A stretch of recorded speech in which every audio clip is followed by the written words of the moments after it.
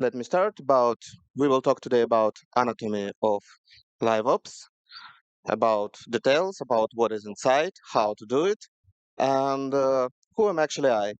I'm a CTO in Kinoa. We are doing live ops platform. It's already on the market. Many games are is using it. So we are not so big, but we are growing and getting new clients. I personally spent more than 15 years in development, from them at least 10 years in game development, and mostly was focused on introducing live ops platforms to different games and game companies. So I have already integrated with more than 20 different games, and I'm talking not only about Kino, but through all over my career. And actually, I did the same things with non-gaming companies like huge logistic financials, because principles are the same, what we talk about, what is inside. So today we will talk about some general overview, what is live ops, and then touch base things that we need to have in our live ops platform and live ops solution. It's managing economy with game settings, it's segmentation of our players. We need to know our audience. How do we communicate with players, and how can we orchestrate all of this with complex built big flows? So let's go. First, mobile trends in gaming for last 2 years. We see that we have more players in the games, more installs, but less payers. We take less money from each player who started to game. That's how it happened in the industry, according to the reports that I read. Another thing, it's movement from hyper casual to hybrid casual. Market moves to more complex games, more complex ways of monetization. We see even decrease in installs of hyper casual and big growth in hybrid casual in last year. We see that games started more and more add meta layers like challenges, social competition, mini games to their main game logics. Now it's not enough to build cool, interesting game. You need to add something additional for engagement. And what I like the most, developer salary grows, at least mine. So all of these things means that expenses grows. You need to pay more for creating a game, and it's getting harder to get money from it. That's a reality. So another trend and how big games resolve it, even this one, I saw it, that's not me prepared. Live ops drive spending in games. We see that all of top 20, 30, 40 games that we see by install, by revenue, they are doing live ops. All of them invested huge amount of money building it. And this is a key. And this is some source, if you will not agree with one of my points. Let's go. So what is really live ops? And as I told, I worked with many companies, and all of them gives different answers. For some of them, live ops, it's first feature management. What happened? Okay, and features. Yeah, another one. Another one think as that live ops. It's like created some time limited events, Easter event, Christmas event, and so on. Another one use live ops to just update content without update version. Another thing that it's in-game purchases. Give relevant personal offers. Making A/B tests. That's also a part of live ops. We need to do A/B tests. But if we combine all of that, we will see business definition that live ops it's crafting and managing user experience in real time. That's how it looks from business perspective. So you have a platform that allows you to manage all of your game duties without any change of code. For mobile, it's really important because releases may take more than 2 weeks. But my definition of this is a little bit different. I'm looking at live ops like on development concept. You develop something once and then manage it in real time. So we talk about decreasing prices and about in decreasing time to market that moves you to increasing your revenue. Because if you can check your theory fast, if you can adopt fast, you win. If it takes for you a long time, you lose. And especially you still need to pay for developers. So when we talk about LiveOps, we need to think about those roles that need to exist in your ecosystem. First is operator. Operator is someone who change settings, change context, create A/B tests, create campaigns, someone who manage it. He should be responsible on it. Another person that missed in many companies, small and middle, it's business analyst. You can't do live ops if you don't analyze your data. You need to know your player. You need to know how your duties, how your actions impact on your players. Actually, you work with KPIs and not like general day two, day three retention, revenue, and so on. You need deeply investigate your data, and then LiveOps will give you value. The most exciting thing that both of these roles interact with platform, and as good platform is, as easier it is for those people or even one person to manage it. We have a client, they started LiveOps with companies that they hired to consult them. 3 months they worked, then they get rid of them, and now their tech lead, very good guy, hi Sasha, if you will see this record, managing all LiveOps by himself. He combined all of these duties. Yes, definitely he has another people who helps him, but that's how it works. We talk about roles, and one person, if you're not a big game, can combine those roles. But it's duties that you need to remember. And so let's go to simple game mechanic. It's Wheel of Fortune. You spin, you get reward. You may make another spin and get even better reward with some probability. What can we do with it with help of LiveOps? Manage probabilities, manage rewards, manage it for paid, manage it in different places of the game, and most of companies do it with simple Excel sheets. So assuming that you have Excel for managing your stuff, you update it, and then new players will receive new experience. So that's the basic configurations. But the same with shop. You configure your shop, products in your shop in the same way and can update it frequently.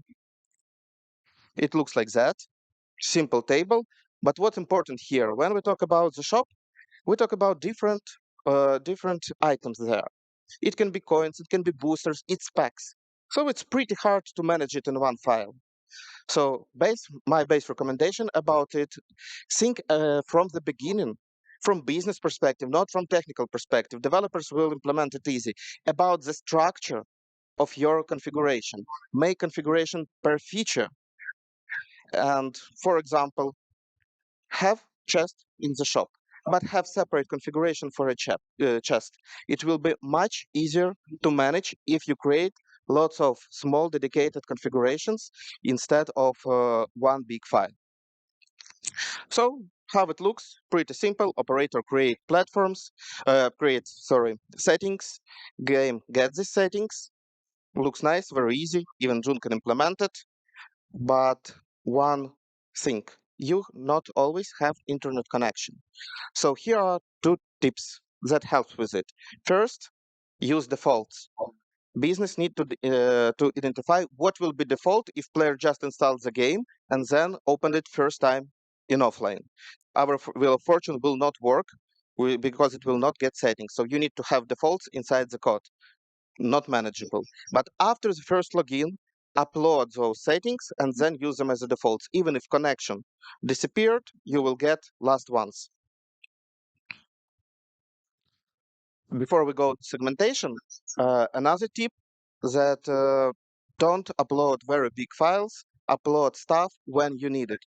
If you upload big package, 10,000 of rows of settings, it takes longer time and bad network will impact you. But if you upload only mandatory with start of the game and then something update in background, it will work much better. And even there is best tip, don't upload everything, check if it was changed by operator. It's easy to implement. So all of this good, but that was not actually live ops. Now let's talk about segmentation. You have information, always have information about your player. When he installed, what version he has, did he pay, what's his tier, lifetime value, and so on. If you don't have this information, you will actually not be able to store his progress. Based on this data, doing even small investigation, honestly, you can split your player population to different audiences and then provide them different experience. So live op starts when you check your players, understand your audiences, and provide different settings for different audiences, optimizing your economy. Don't do everything for everyone. That will not work. Let's talk a little bit more about segments. There are two concepts in segmentation. First, it's real-time segment. When in your game, you need to check in one moment of the game, for example, on startup, is my player in this segment? Is he apply this rule? For example, level from 10 to 20, or is he middle pair, and so on, and so on. It's very fast operation and easy operation, so it will work in nanoseconds and reacts on changes immediately. But there could be something more complex. Check his last repayments, more than 10, or check that each player about to pay. That to calculate it, you need pretty deep logic and usually ETL process. And it takes time.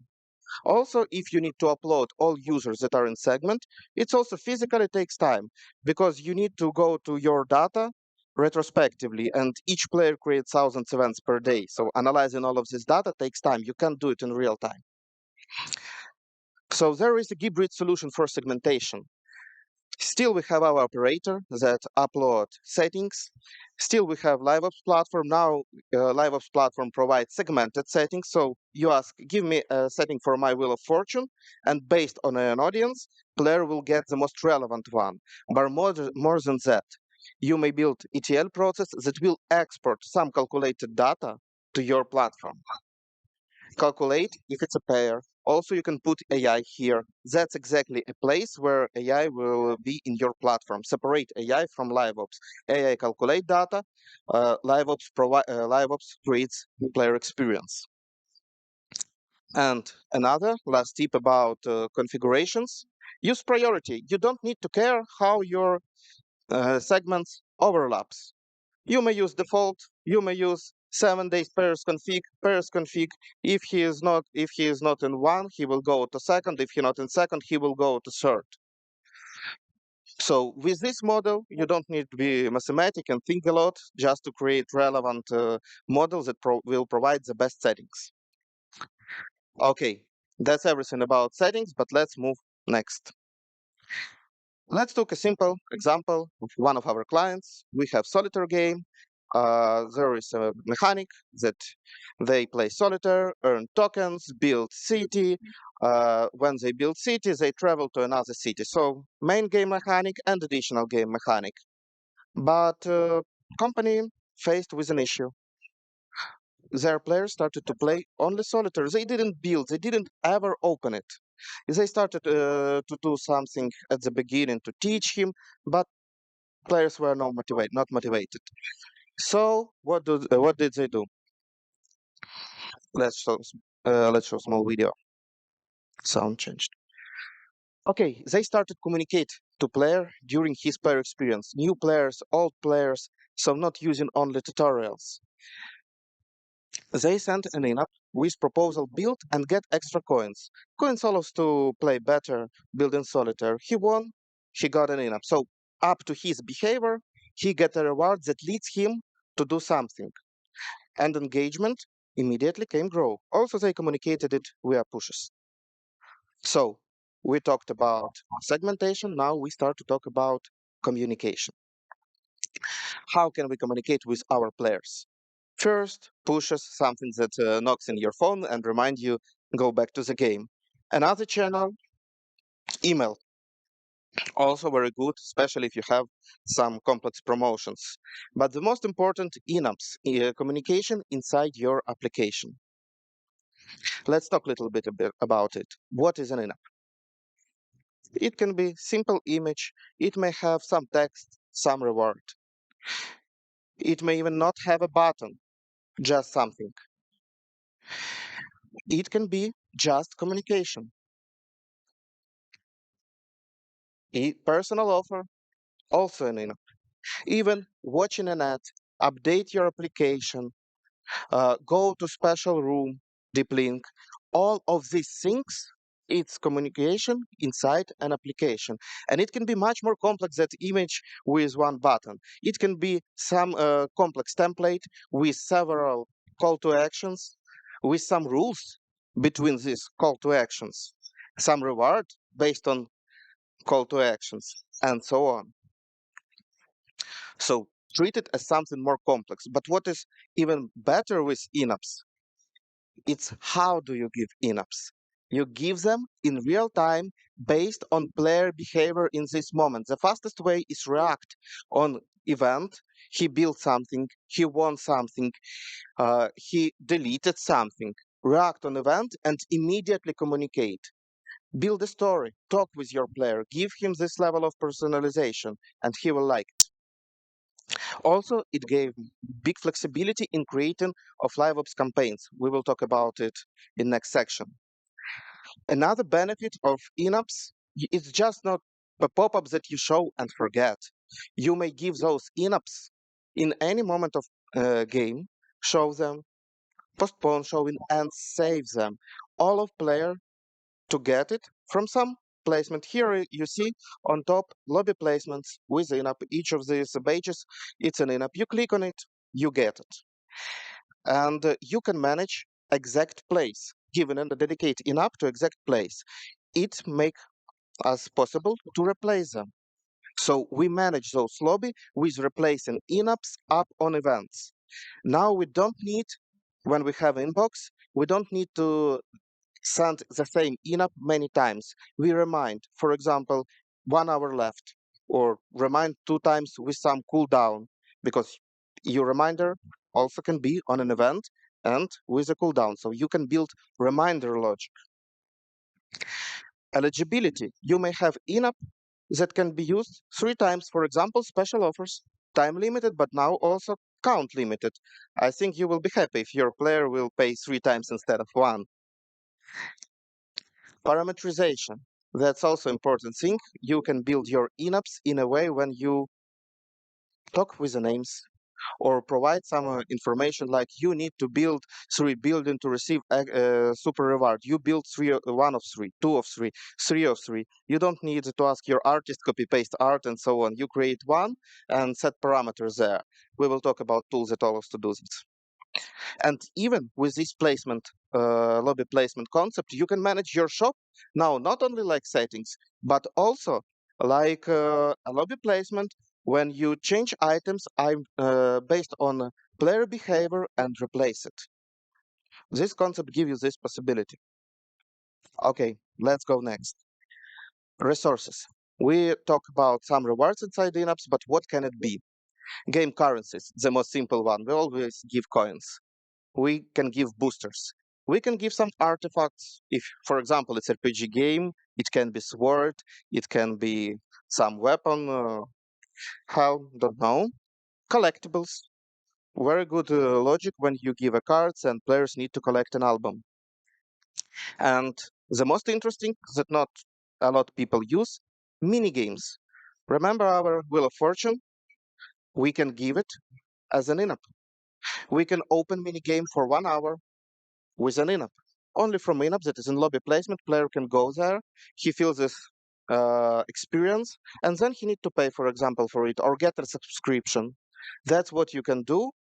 Just treating mini games, external experience like a resource in your game. And few words about pushes and emails. There are lots of platforms that allows you to send pushes, that allows you to send emails, but and I will not talk about how to send, just use segment and send different contact for different people. It's like trivial, but more interesting thing, what is inside your push? Give something. If you want player come back, he click on the push and he need to see an in-app with reward. If you send him an email, he click on link and he need to see an in-app with reward. So you just use in-app concept and connect it to external communication. You can do it even with some advertising in Facebook, and it will still work. And I have one funny story about it. One game, send an email, lots of emails, and you can click the link and get a reward. One guy or girl, I don't know, started to collect those links. They lived forever and then published it. Do you know what happened with the economy of this game? It was very popular game. Yeah, then they used cooldowns, they used segmentation and blocked sharing. But for I don't know how many weeks, their economy was cracked. It was all over the internet. Okay, so how now our architecture looks? Still creating, still send operator needs to set up settings, operator need to create enums, but now game send events all the time. When player did something, the system need to know about it. He bought something, send information about it. He did level up, send information out. So any click that change his player state, it's information that platform need, and sending these events will allow to create enums upon these events and also have the proper segmentation. LiveOps platform need to send you information, show this in in or in any moment inside the game, and you need to be able to manage your inboxes. All of this works upon the segmentation. All of communication are personalized by events, by exact actions that player did, but also by audiences. You can't propose the same offers, same missions for different players. You need to know your audience. Everything stays on it. And how costly is it? You need just implement events, in-app showing your in-apps, just show pictures with call to action, resources that definitely all the game has, and pushes and emails, lots of platforms, it's still cheap.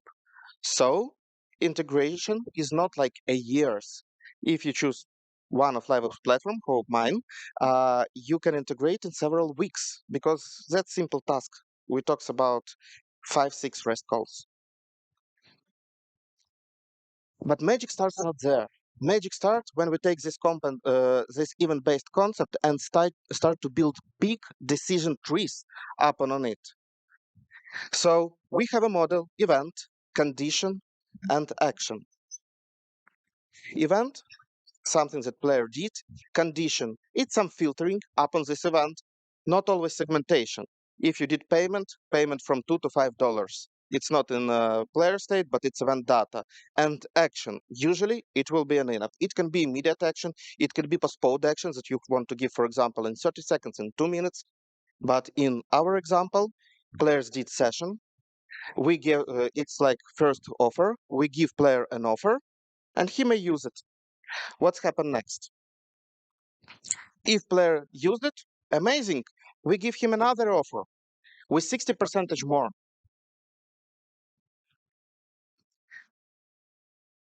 If it exists this offer. But what if he didn't purchase in a day? Give him another, but with 40%. So see, you got a chance. You lost it, but we still propose you something good, something better that you paid. Our goal here to take more money from the player who already ready to pay. And then if he used another one, give him 60% one. Guys, you need to share, to give good offers to your players. Maybe he will not use it, so adopt a price. So how long do you think it will take to build such logic, but with 50 different steps when you trying to find the best price for your player, leading him for first 30 days? If you will code it and all the time change it, it will take months. But everything that I showed, if you have event-based logic in your game, can be configured without any changes inside the game. You can build any flows like this, and not only with offers. You can build missions. You can build first-time user experience. You can build everything in runtime without any development. Craft it, segment it, and make more value from it today, not waiting tomorrow. That it can be simple flow.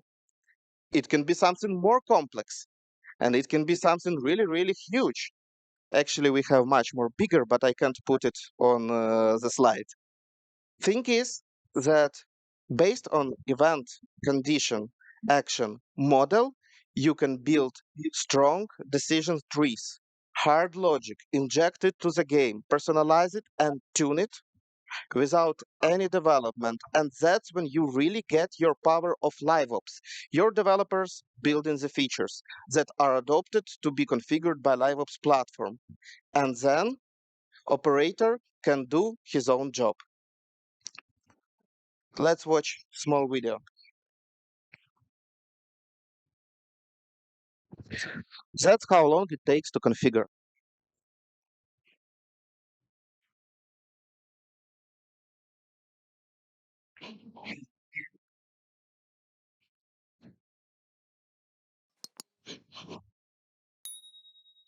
So you have set of your events that you define in the system.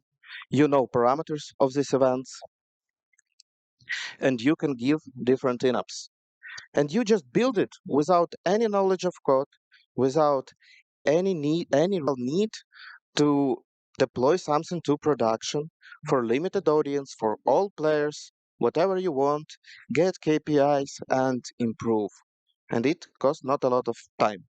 Important thing here, this model is great, build is great, and you don't need to be tech guy to do this, but you need to test.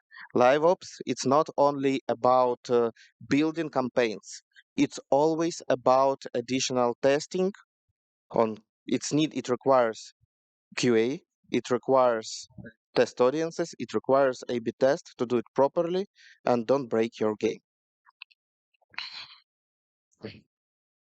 So let's look on live ops again. The basic of live ops will be always segmentation, knowing your user, identify his habits, and provide the best economy settings for him. When you balance economic, you need to balance it per audience, never just in general. You need to have configuration. All your feature, everything that you may configure in the game should have remote configuration. Rewards, uh, opening features, even art can be configured. And you need to communicate with your player based on what they're doing.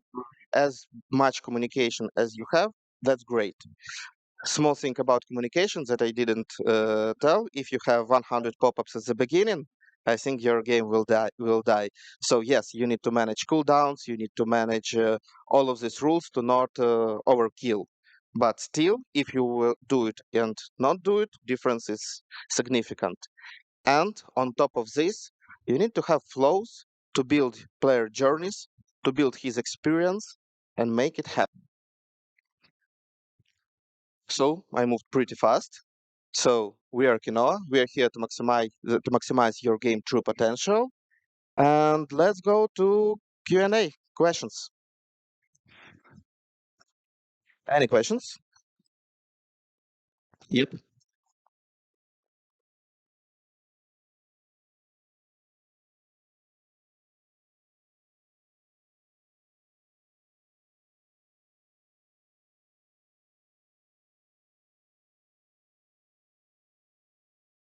So there are two goals of testing. First goal of testing is check that it really works, not even from business perspective, but from technical perspective. We communicate with player with in-ups. Assuming you have some slot machine and you started infinite spin, and in this moment, when you're spinning, you see a pop-up up to some big win, additional pop-up. It may break your game experience, or you have a shooting, you shoot one, you shoot two, you shoot three, stop, pop-up, enjoy. That's something that can happen. And first testing should be to get these models because some not very smart person with this tool can easily kill the game or provide very bad player experience. That's thing number one. Thing number two, how to identify that this idea was good. Honestly, depends on idea. If you build Fatu, first time user experience, that usually takes up to 30 levels, you lead the player. So how long in your time to achieve first 30 levels? Week, 2 days, 3 days. and it means like you will get real amount of data to understand it in a week. But reality is that you can start not with segments, not for all users, compare data, updating immediately because it's live.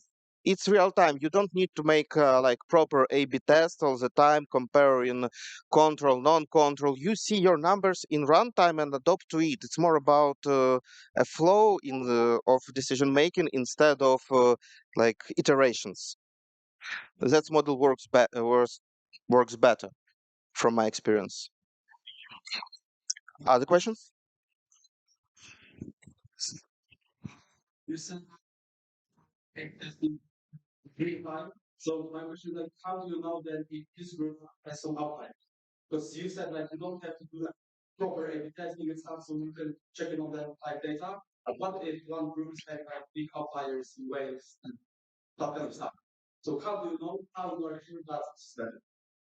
So always when you do live ops campaign, you have a goal.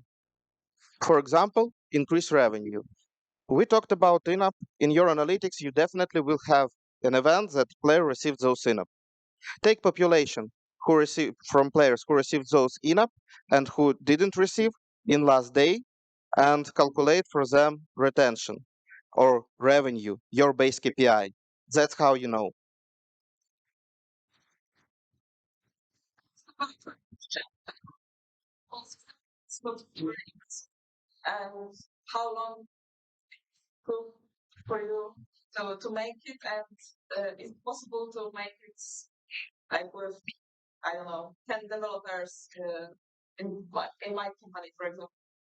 Everything is possible, but as I told, I worked lots of in game and non-game industry, and not only me. We have a strong team with specialists that working in different companies for many years. Then we come together and created those systems. So in terms of coding, nothing pretty hard. Let's be honest. Coding is the most simple part in creating any product. Understand what you need to do. This expertise that takes time.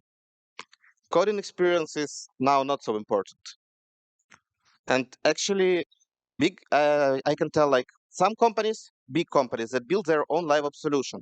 They spend 10 years with 100 people to build the same. I know such companies. And other companies do the same in not like that, simpler, not such UI, but in 2 years. You can implement settings. Most of companies that I met, small companies, have settings. Just put Excel table, CSV files on the 3 buckets, first personalization. You already have configuration of your game. How long it takes? Week? So it depends what you need. But better to take some existing solution on the market because it's just will be cheaper.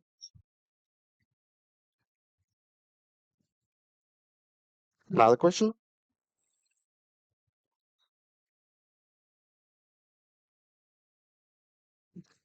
Okay. So if you have more questions, you can find me according to the conference room or book a meeting. And thank you for attention.